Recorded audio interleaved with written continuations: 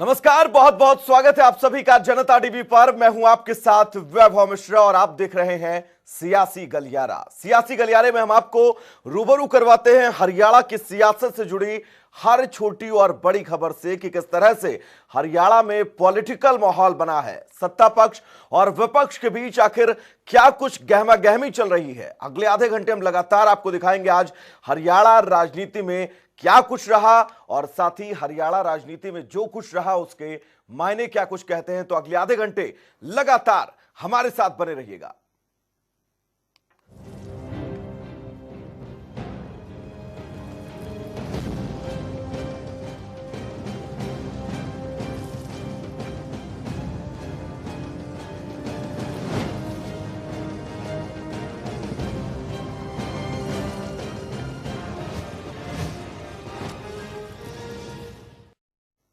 तो चलिए आज सियासी गलियारे की शुरुआत करते हैं हरियाणा विधानसभा के बजट सेशन से, क्योंकि आज बजट सेशन का आखिरी दिन था। बजट सत्र के आखिरी दिन कई विधेयक पारित हुए, जिनसे सबसे ज्यादा सुर्खियों में रहा संपत्ति क्षति वसूली विधेयक। सदन में इसको लेकर जमकर हंगामा हुआ, लेकिन सबके बावजूद बिल सदन में पारित हो गया। इस रिपोर्ट के जरिए देखिए।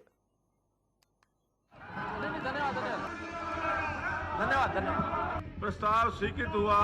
टाइटल विधेयक का टाइटल बना। अब यह सदन अनिश्चित काल के लिए स्थगित किया जाता है। हरियाणा विधानसभा का बजट सत्र काल के लिए स्थगित कर दी गई, लेकिन आखिरी दिन सदन में खूब हल्ला मचा और हंगामे की वजह रहा हरियाणा लोक व्यवस्था में विघ्न के दौरान संपत्ति क्षति वसूली विधेयक। जैसे ही गृह मंत्री अनिल विज ने विधेयक को सदन के पटल पर रखा, कांग्रेस ने काफी शोर शराबा किया। शोर शराबे के बीच गृह मंत्री अनिल विज ने कहा कि सरकार किसी व्यक्ति के खिलाफ कानून नहीं ला रही, बल्कि प्रजातांत्रिक अधिकारों को बचाने के लिए कानून लाया जा रहा है। हम धरना प्रदर्शनों के खिलाफ नहीं, लेकिन हम ये कानून सुप्रीम कोर्ट के विभिन्न फैसलों के तहत ला रहे हैं। किसानों ने एक पत्ता भी नहीं तोड़ा, उससे इसका कोई ताल्लुक नहीं है। ये हम सुप्रीम कोर्ट की भिन्न भिन्न अथॉरिटीज आई हैं समय समय पर कि इसके लिए कोई कानून बनाया जाए। वहीं कांग्रेस के हंगामे के बीच मुख्यमंत्री मनोहर लाल ने कहा कि सरकार ने बिल पटल पर रखा है, इस पर चर्चा करें। जब बिल को पटल पर रखा जाता है तो प्रस्तुतकर्ता बिल का मकसद भी बताता है। सदन में बिल को प्रस्तुत करता वो अपने एम्स एंड ऑब्जेक्ट्स को लिखने के बावजूद भी अच्छी प्रकार से समझाने के लिए फ्री है। एम्स एंड ऑब्जेक्ट्स बताना ये इस समय इंट्रोड्यूस जब होता है उसी समय का होता है। इंट्रोड्यूस होने के बाद फिर जब क्लॉज बाय क्लॉज चर्चा होगी उस समय आप बिल के ऊपर चर्चा करना। चर्चा करिए, उसमें क्यों रख रहे हैं ये हमको बताना है, और अगर आज से इस परंपरा को नया शुरू कर रहे हैं तो आगे के लिए रहेगी। वहीं बिल को लेकर कांग्रेस ने कहा कि ये बिल ऐसे हालात में लाया गया है जब देश में अभिव्यक्ति की आजादी पर सवाल उठ रहे हैं। ये कोई बात, ये तरीका थोड़ा।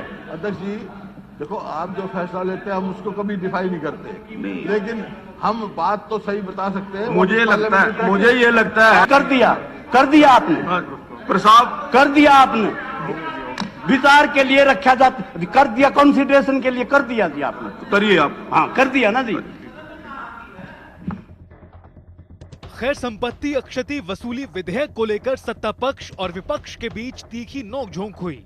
कांग्रेस विधायकों ने स्पीकर की वेल में आकर जमकर हंगामा किया और नारेबाजी की, लेकिन कांग्रेस के विरोध के बीच संपत्ति क्षति वसूली विधेयक सदन में पारित हो गया। संपत्ति क्षति वसूली विधेयक पर तुरंत विचार किया जाए।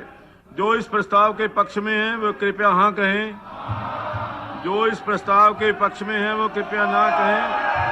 हाँ पक्ष की जीत हुई। हाँ पक्ष की जीत हुई। प्रस्ताव स्वीकृत हुआ। संपत्ति क्षति वसूली विधेयक के अलावा सदन में हरियाणा विनियोग संख्या 2 विधेयक 2021, हरियाणा संक्षिप्त नाम संशोधन विधेयक 2021, हरियाणा पंचायती राज हरियाणा संशोधन विधेयक 2021, पंजाब श्रमिक कल्याण निधि हरियाणा संशोधन विधेयक 2021, हरियाणा आकस्मिकता निधि संशोधन विधेयक 2021 पेश किए गए और लंबी चर्चा के बाद इन सभी विधेयकों को पारित किया गया। जनता टीवी के लिए चंडीगढ़ से पवन सिवर की रिपोर्ट।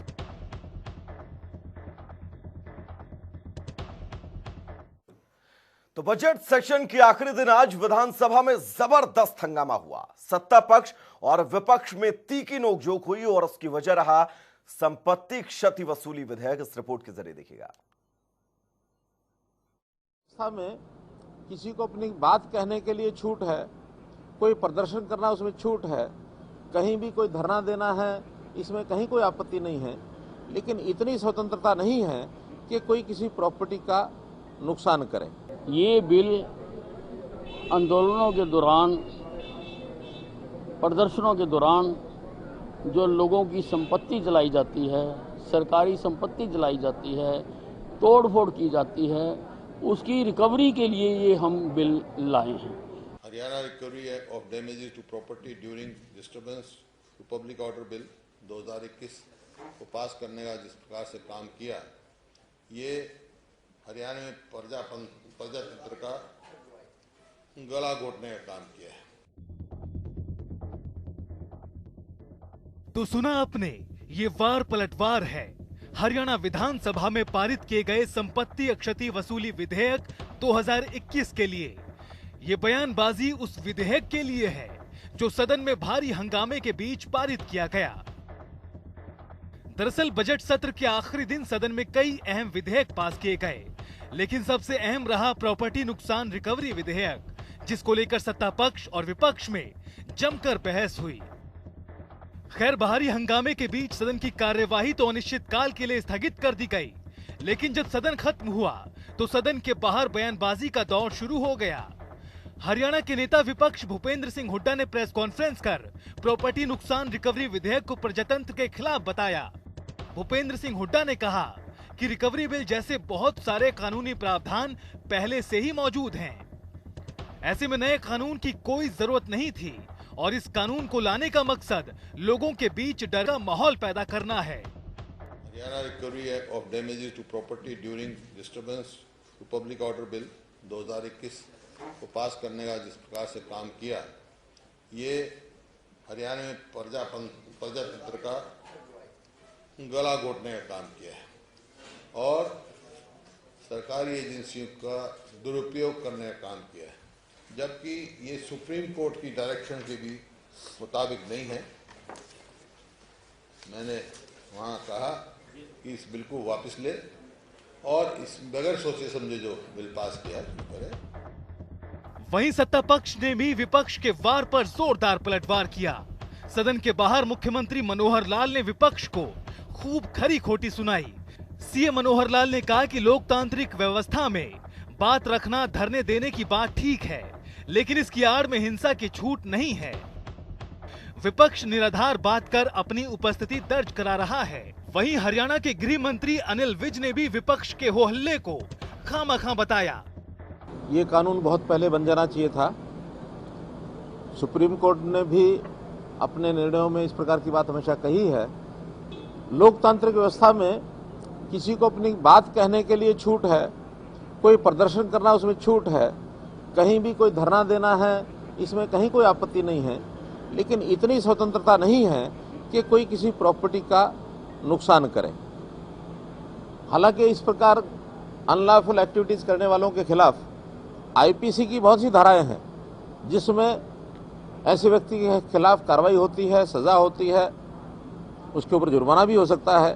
ये बिल आंदोलनों के दौरान, प्रदर्शनों के दौरान जो लोगों की संपत्ति जलाई जाती है, सरकारी संपत्ति जलाई जाती है, तोड़फोड़ की जाती है, उसकी रिकवरी के लिए ये हम बिल लाए हैं और इसका किसानों के आंदोलन से कोई लेन देन नहीं है, क्योंकि किसानों का आंदोलन 110 दिन से ज़्यादा हो गए।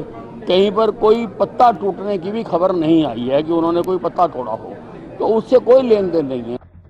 खैर, सदन में आखिरी दिन सत्ता पक्ष और विपक्ष के आमने सामने की वजह बना प्रॉपर्टी नुकसान रिकवरी विधेयक, जिसको लेकर खूब हो हल्ला हुआ। हंगामा और बहसबाजी के बाद सदन में पारित हो गया। जनता टीवी के लिए चंडीगढ़ से पवन सिवर की रिपोर्ट। तो हरियाणा विधानसभा की कार्यवाही अनिश्चितकालीन के लिए स्थगित हो गई है। बजट सेशन के आखिरी दिन सदन में जमकर हंगामा हुआ। सत्र के बाद हरियाणा विधानसभा अध्यक्ष ज्ञानचंद गुप्ता ने पूरे सत्र की जानकारी दी है, देखिएगा।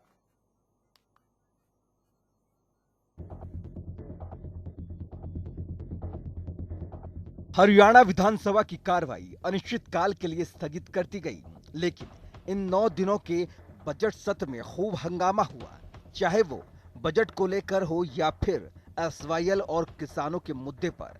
बजट सत्र के आखिरी दिन भी सदन में विपक्ष और सत्ता पक्ष में तीखी नोकझोंक हुई। सदन की कार्रवाई स्थगित होने के बाद हरियाणा विधानसभा के अध्यक्ष ज्ञानचंद गुप्ता ने प्रेस कॉन्फ्रेंस कर बजट सत्र को लेकर जानकारी दी। स्पीकर ने सत्ता पक्ष और विपक्ष के विधायकों के साथ साथ मीडिया का भी धन्यवाद किया। आज सबसे पहले तो मैं आप सबका धन्यवाद करना चाहूँगा, आपका आभार व्यक्त करना चाहूँगा कि आप सबके सहयोग से ये जो हमारा सेशन था, बजट सेशन, ये शांतिपूर्ण ढंग से और अच्छे वातावरण के अंदर संपन्न हुआ। ज्ञानचंद गुप्ता ने कहा कि बजट सत्र में कुल 11 सीटिंग हुई और 46 घंटे 43 मिनट सदन की कार्रवाई चली। साथ ही हंगामे की वजह से सदन की कार्रवाई एक बार भी स्थगित नहीं करनी पड़ी। जो हमारा ये सेशन रहा, इसके बारे में हमने क्या कुछ किया। जो 5 मार्च को शुरू हुआ था, आज संपन्न हुआ है। टोटल जो सीटिंग है वो 11 सीटिंग इस सेशन के अंदर हुई और 46 घंटे और 43 मिनट ये जो सेशन है इसकी कार्रवाई चली है। सबसे बड़ी बात कि जिस दिन हमने ये सेशन की शुरुआत की थी, डॉक्टर बाबा साहब भीमराव अंबेडकर जी की जो प्रतिमा है उसका अनावरण करके इस सेशन का आरंभ किया था।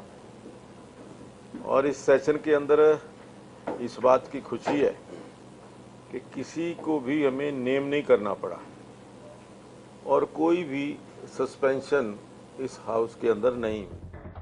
ज्ञानचंद गुप्ता ने कहा कि सदन की कार्रवाई में कुल 140 सवाल लगे, जबकि 4 ध्यानाकर्षण प्रस्ताव पर चर्चा की गई। वहीं बजट सत्र के दौरान राज्यपाल के अभिभाषण पर 9 घंटे 48 मिनट चर्चा हुई, जिसमें से 255 मिनट बीजेपी को, 78 मिनट जेजेपी को मिले, जबकि 210 मिनट कांग्रेस और 55 मिनट निर्दलीय को मिले। वहीं सत्र में बजट पर बीजेपी को 288 मिनट और 65 मिनट जेजेपी को मिले, जबकि 194 मिनट कांग्रेस और 66 मिनट निर्दलीय को मिले। हरियाणा विधानसभा के बजट सत्र की कार्रवाई 5 मार्च को राज्यपाल के अभिभाषण से शुरू हुई थी, जिसमें राज्यपाल ने सरकार का रोड मैप पेश किया था। वहीं 12 मार्च को सीएम मनोहर लाल ने बतौर वित्त मंत्री साल 2021-22 का बजट पेश किया और अब सदन की कार्रवाई अनिश्चितकाल के लिए स्थगित कर दी गई। चंडीगढ़ से पवन सिवर की रिपोर्ट।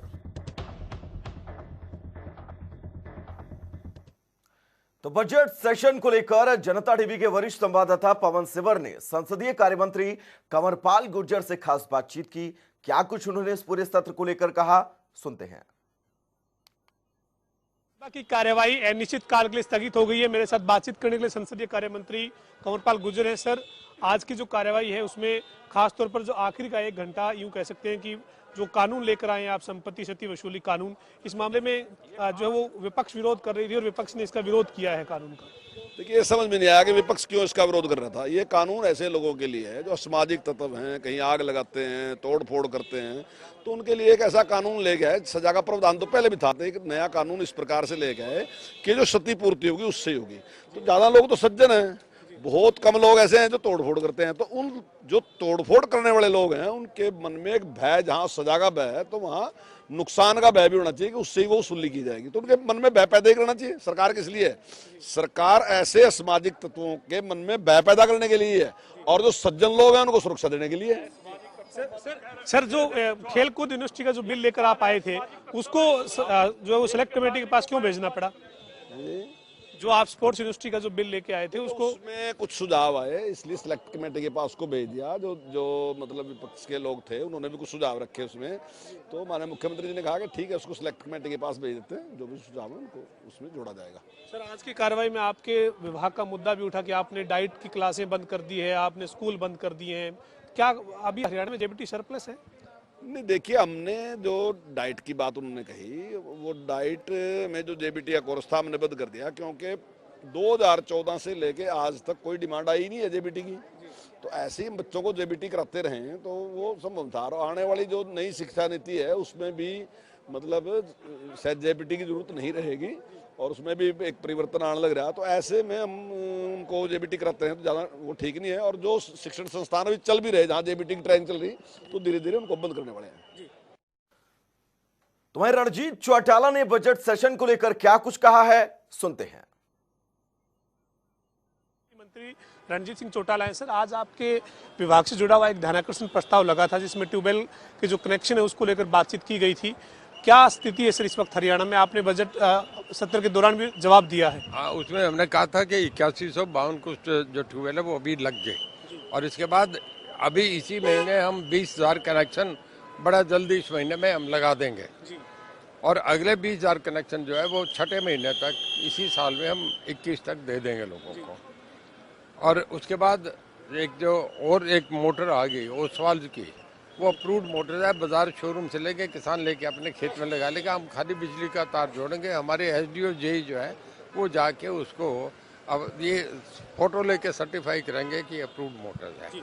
सर इसके साथ ही आज एक और कानून जो है वो पारित किया गया है कि अगर कोई सरकारी संपत्ति निजी संपत्ति की तोड़फोड़ करता है किसी धरने विरोध प्रदर्शन के दौरान, उसको आज कानून के तौर पर जो है वो उसको मंजूरी मिली है। विपक्ष इसका विरोध कर रहा था, आप कैसे देखते हैं सर?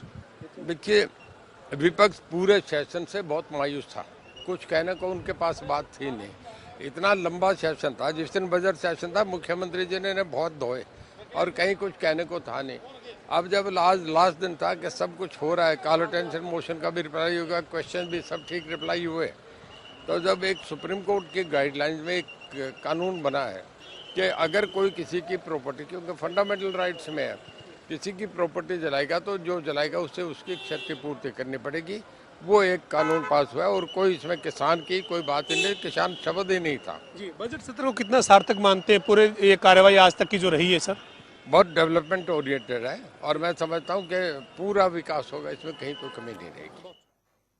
तो बिजली मंत्री रणजीत चौधरी ने क्या कुछ कहा बजट सेशन को लेकर, सुना आपने। बजट सेशन को लेकर जनता टीवी के संवाददाता पवन सिवर ने कांग्रेस के विधायक किरण चौधरी से खास बातचीत की है। आखिरी दिन की कार्यवाही को लेकर किरण चौधरी ने क्या कुछ कहा है, सुनते हैं। हरियाणा विधानसभा का बजट सत्र अनिश्चित काल के लिए स्थगित हो गया है। मेरे साथ बजट सत्र की कार्यवाही पर बातचीत करने के लिए कांग्रेस की नेता और पूर्व मंत्री किरण चौधरी हैं। मैम, आज जो है वो अनिश्चित काल के लिए कार्यवाही स्थगित हुई है, लेकिन जो आखिरी का 1 घंटा था उसमें जो सरकार कानून लेकर आई उसके ऊपर कांग्रेस का विरोध था। आप वेल में पहुंचे, आपने नारेबाजी की, आपने इस कानून का विरोध किया, क्यों मैम? ये किसान आंदोलन आज चरम सीमा पर है और सरकार जो है उसको जबरन तोड़ने की कोशिश में है हर तरीके से। ये जो कानून ला रहे हैं इसके अंदर एक इतनी स्वीपिंग पावर्स इन्होंने डाल दी हैं। एम्स एंड ऑब्जेक्ट्स के अंदर उसके अंदर साफ लिखा हुआ है इंस्टिगेटर्स जो है, inciters of violence, lawful and unlawful assembly, ये सारी ये जो शब्द जो की जो प्रणाली, जो शब्दावली जो इन्होंने इस्तेमाल करी है, उसका मतलब तो ये है कि ये कानून लाने के बाद, और खुद ही उसमें कहा है deterrence in the minds of those people, मतलब आपके मन में भय बिठाने के लिए। तो कल आपकी अगर जो है किसी के साथ बनता नहीं है, आप कह दोगे इसने मेरे को इंसाइट करा, उसको उठा के अंदर करेंगे। आप समझ रहे हैं? सारा का सारा सीआरपीएफ में, सीआरपीएफ कह रही हूँ, सीआरपीसी में पूरा का पूरा प्रावधान है। उसके तहत जो है आप अपने कानून का काम क्यों करते हैं? जो आज चरमरा चुकी है पूरी आपकी कानून व्यवस्था, रेप्स इतने हो रहे हैं, सारा कुछ हो रहा है। अगर कोई आगजनी करता है या कोई वायलेंस करता है तो आपके पास पूरे सीआरपीसी में आपके पास प्रावधान है, उनके तहत आप मजबूती करिए और उनके ऊपर कसिए शिकंजा। लेकिन खाली किसान आंदोलन को तोड़ने की और गरीब आदमी को जो है फंसाने की बात करी जाए तो उसमें कांग्रेस ने पुरजोर विरोध करके और इसके ऊपर हंगामा कर। हरियाणा के गृह मंत्री कह रहे थे कि कांग्रेस उन लोगों के साथ हैं जो सरकारी या निजी प्रॉपर्टी को तोड़फोड़ करना चाहते हैं जलाना चाहते हैं, ये नुकसान करने वाले लोगों की हिमायती है। मैंने आज अभी क्या कहा, मैंने कहा जो भी नुकसान करता है, कोई तोड़ फोड़ कर रहा है, तो आपके पास कानून के सारे प्रोविजंस हैं, उसके खिलाफ आप कार्रवाई कीजिए। आपके पास जो कानून है उनको तो आप इस्तेमाल कर नहीं रहे। आप ये कानून इस समय पर ऐसे लेकर आ रहे हैं। जब आप मुझे बताइए, एक तो इन्होंने एक रेजोल्यूशन पास करा कि कोई भी इनके खिलाफ अगर आंदोलन करेगा तो उसका ये बॉयकॉट करेंगे। अब बॉयकॉट करना तो प्रजातंत्र का जो अधिकार है भैया। ये जो विधानसभा है इसने ये पास करा है। मतलब आप जो है अगर किसी चीज से, सरकार की चीज से सहमत नहीं है तो आप खड़े होकर आवाज नहीं उठा सकते। इस कानून के तहत भी यही बात है कि सारा का सारा इतना ड्रैकोनियन मतलब इतना जबरदस्त कुचलने वाला जो है शब्दावली का इस्तेमाल करा गया है कि किसी भी, कोई भी गरीब आदमी या कोई भी आम आदमी जो है उसको फंसाया जा सकता है। बजट सत्र की इस पूरे कार्यवाही को आप कैसे देखते हैं? कितना सार्थक है विपक्ष के लिहाज से ये पूरा बजट सत्र? अब विपक्ष होने के नाते हमने तो बहुत मेहनत करी, बहुत सारी बातें करी। बजट के सामने जो है, बजट जो इन्होंने पेश करा उसकी असलियत सामने खड़ी कर दी। कैग रिपोर्ट इन्होंने सही टाइम पर नहीं पेश करी। सारा का सारा इनकी कैग रिपोर्ट के मुताबिक ही जो है हजारों करोड़ का जो है घपला इस सरकार ने करा हुआ है। राजस्व इनका जो है फिस्कल मैनेजमेंट बिल्कुल खत्म हो चुका है। किसी भी तरह से जो है ये सरकार जो है अंकुश नहीं लगा पा रही, चाहे कानून व्यवस्था हो, चाहे इनका फिस्कल मैनेजमेंट हो, चाहे डेवलपमेंट की बात हो, क्योंकि पैसा ही नहीं रहा है। तो ये सारी चीज़ें जो हैं, और हर तरीके से मतलब क्योंकि आपके पास आज जो है एमएलए ज़्यादा हैं तो उसको जबरन जो है उसको आप पास करवा देते हो, लेकिन प्रजातंत्र को तो पूरी तरह से कुचल कर रख ही दिया है। कांग्रेस की विधायक किरण चौधरी हमारे साथ ही जो तमाम मुद्दों के ऊपर बजट सत्र में जो कार्यवाही रही है उसके वीडियो अपनी राय रखी है। खास तौर पर जो सरकार संपत्ति में नुकसान का वसूली का जो कानून लेकर आई है उसमें कई तरह की खामियां किरण चौधरी ने गिनवाई है। वीडियो जर्नलिस्ट विजेंद्र के साथ पवन सिंह और जनता टीवी चंडीगढ़। तो आज सदन के अंदर आए इस विधेयक को लेकर किरण चौधरी ने क्या कुछ कहा सुना आपने। वहीं कांग्रेस विधायक कुलदीप वत्स से भी जनता टीवी ने खास बातचीत की है। क्या कुछ कहा कुलदीप वत्स ने, सुनते हैं। कुलदीप वत्स मेरे साथ है। वत्स साहब, आज आखिरी का 1 घंटा जो था कार्यवाही का उसमें हंगामा कांग्रेस कर रही थी। वेल में आप लोग पहुंचे हुए थे स्पीकर की में। वो जो कानून लेकर आई है सरकार, संपत्ति में नुकसान करने का वसूली का जो कानून लेके आई है, उससे कांग्रेस को ऐतराज क्या है? देखिए, हमारे को कोई इतराज नहीं है। हमें इतराज इस बात का है कि ये कानून अभी लाने का समय नहीं था। इस प्रदेश, इस देश के किसान, हमारी बहन बेटियां, बच्चे, चाचा ताऊ, सारे भाई 4 महीने से इतना बड़ा एजिटेशन आज तक नहीं हुआ और बॉर्डरों के ऊपर है। दूसरा, ये किसानों को डराने के अलावा, किसान को दबाने के अलावा, मजदूर की आवाज को, किसान की आवाज को, कर्मचारी की आवाज को दबाने के अलावा इनका और कोई मोटो नहीं था। कानून पहले नहीं है क्या? पहले सजा नहीं मिलती है क्या? ये आज कुछ नहीं लेके आएंगे। पर एक लाइन लिख दी भाई, उनकी प्रॉपर्टी अटैच होगी, जो फोर्सेज आएगी वो खर्चा उस पर होगा। दूसरी एक लाइन सबसे खतरनाक और लिखी है, जो इसमें सबसे ज्यादा खलती है कि इसकी जांच एसडीएम करेगा। एसडीएम किसका होगा भाई? एसडीएम गवर्नमेंट का होगा। तो इन्होंने किसान को, मजदूर को दबाने का काम करने के लिए, किसान हो चाहे कोई भी हो, एसडीएम दैट लिखेगा, जो सरकार कहेगी उसके खिलाफ हो गए। द्वेष की भावना से ये कानून बनाया गया और द्वेष की भावना से इसको इस्तेमाल भी करेंगे, इसलिए डरता। जहां तक किसान की आवाज की दबाने की बात है, किसान की आवाज दबाने के लिए है, वरना उसके बाद लिया जाता। अगर कोई ऐसा इन्होंने लाना था तो बाद में लिए क्या जाते। आज ये खाई खोदने का काम कर रहे प्रदेश के अंदर, किसान को, मजदूर को आपस में बांटने के काम करते हैं। और आज इस सदन में मैंने देखा है, ये सच्चाई आज साबित हो गया। इस देश का गृह मंत्री भी और इस प्रदेश का गृह मंत्री भी, भाई मतलब इतना अहंकार, इतना घमंड और इतनी गुंडागर्दी जो इस प्रदेश और देश में इनके गृह मंत्री ने फैला रखी है, इतनी किसी ने नहीं फैला रखी। जहां तक इनके महकमे और इनके अफसर हैं और कुछ गृह मंत्री बैठे, आप टेबल, आप वीडियो निकालो, मैं अपने ही कह रहा हूँ, बैठे बैठे ऐसे ऐसे घूरते रहते हैं। और हम किसान के बेटे हैं, मजदूर के बेटे हैं, हम डरने वाले नहीं है। तो कांग्रेस विधायक कुलदीप वत्स ने क्या कुछ कहा आज इस विधेयक को लेकर, सुना आपने। अब चलिए हरियाणा से इतर रुख करते हैं पश्चिम बंगाल का, जिसके विधानसभा चुनाव पर पूरे देश की नजरें हैं। क्या आखिर बंगाल पर ममता बनर्जी का राज बरकरार रहेगा या फिर बंगाल में मोदी मैजिक से बीजेपी सत्ता में आएगी? पश्चिम बंगाल में चुनाव प्रचार चरम पर है। बीजेपी ने प्रचार की कमान पीएम मोदी के हाथों में दी है और ममता बनर्जी घायल होने के बावजूद लगातार चुनावी रैलियां कर रही हैं और इन रैलियों में वार पलटवार का दौर जारी है। इस रिपोर्ट को जरिए देखिएगा। बोले खेला होवे, बीजेपी बोले विकास होवे। আমরা থাকতে আমরা এগুলো করতে দেব না, কৃষকের জমিতে হাত দিতে দেব না। আমরা কৃষক বন্ধু প্রকল্পে 2 লক্ষ টাকা করে দিয়ে কোনো কৃষক মারা গেলে। पश्चिम बंगाल में सियासत चरम पर है, रैलियों का शोर है। आज बंगाल वास्ते सियासी रास्ते पर लगी है और हर पार्टी का लक्ष्य है कुर्सी को पाना। प्रचार जोर शोर से किया जा रहा है क्योंकि जहां मुख्यमंत्री ममता बनर्जी को कुर्सी खिसकने का डर है, तो वहीं बीजेपी सत्ता पाने के लिए दम भर रही है। बंगाल के सियासी रण में आज पीएम मोदी उतरे। पीएम मोदी ने पुरुलिया में चुनावी रैली की। इस दौरान पीएम मोदी ने मुख्यमंत्री ममता बनर्जी पर निशाना साधा। पीएम मोदी ने कहा कि दीदी बोले खेला होवे, बीजेपी बोले विकास होवे। पीएम मोदी ने कहा कि अब खेला खत्म होगा और विकास शुरू होगा। दीदी बोले खेला होवे, बीजेपी बोले विकास होवे। खेला शेष होवे, विकास आरंभ होवे। पीएम मोदी ने कहा कि टीएमसी सरकार सिर्फ अपने खेल में लगी है, क्योंकि जब बंगाल में डबल इंजन की सरकार बनेगी तो यहां विकास भी होगा और जीवन भी आसान बनेगा। पीएम मोदी ने कहा कि बंगाल की जनता दीदी से जवाब मांग रही है। बंगाल के लोग बहुत पहले से कह रहे हैं लोकसभा में टीएमसी हाफ और इस बार पूरी साफ।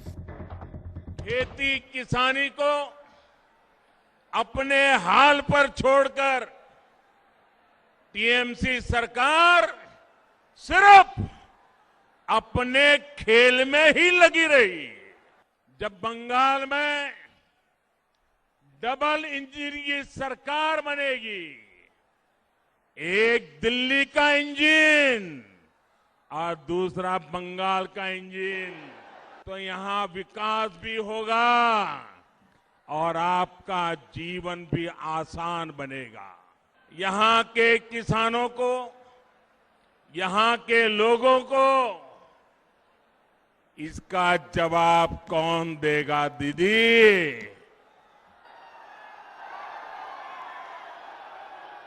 दीदी, ये लोग आपसे जवाब मांग रहे हैं।